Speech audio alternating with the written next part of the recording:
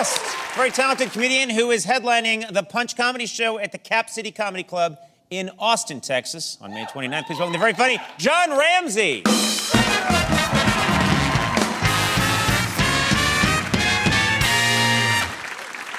Thanks, guys. Thanks. I had a conversation the other day that frustrated me because the person I was talking to argued that racism is dead. And I know that's not true because my grandparents are still alive. Matter of fact, I'm kind of waiting for racism to die so I can get a new truck.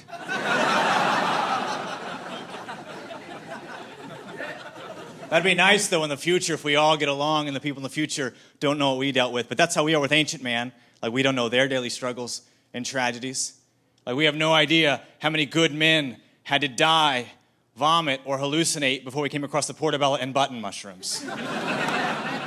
And even that guy had to be like, are these really good or am I just still imagining things? But that was a trial and error process that mankind had to go through to figure out like what was edible and what would leave a family fatherless. And I'm glad to be alive today.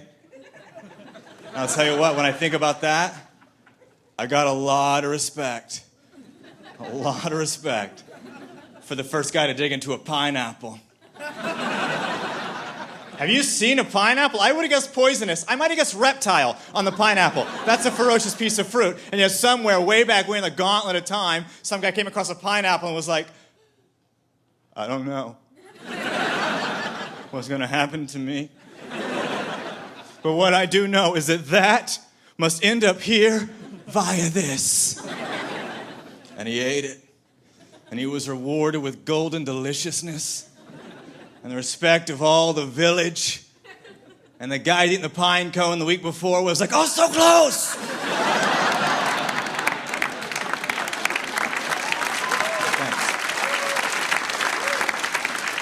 I think we're still having a problem with fruit today in the 21st century. I'll be honest, I cannot get the timing right on bananas. They will turn on you. Don't buy bananas unless you have definite, immediate, and unshakable plans to eat bananas.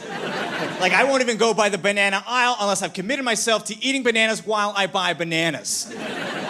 So I used to go to some vague notion that I might want a banana in the future. And I'd go to the banana aisle and I'd be like, which one of you bunches of bananas has the combination I need of yellow and green and yellow-green? Pick out some beautiful yellow bananas. I buy them. By the time I get them to the car, one of them's already like,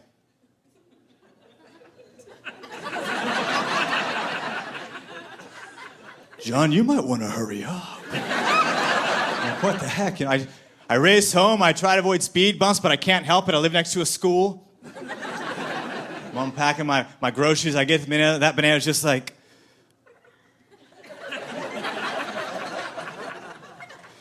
John?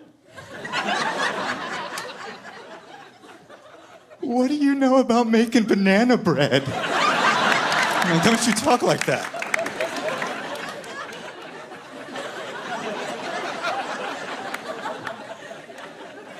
What I really came here to say is that I'm tired of being treated like an idiot because I believe in unicorns.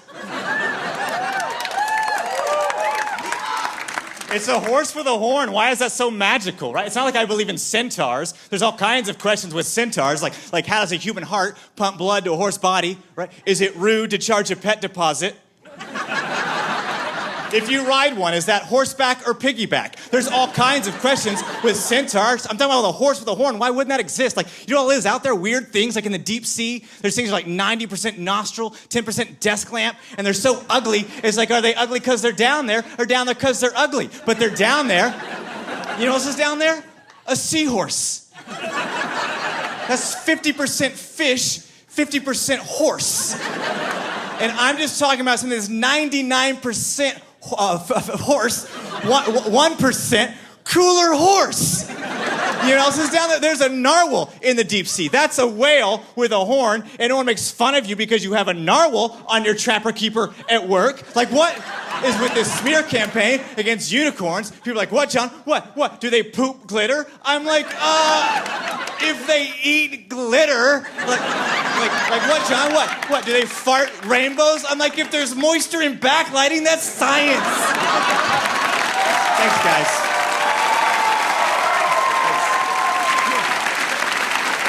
You've convinced me. Those great arguments. John Ramsey, that was really funny.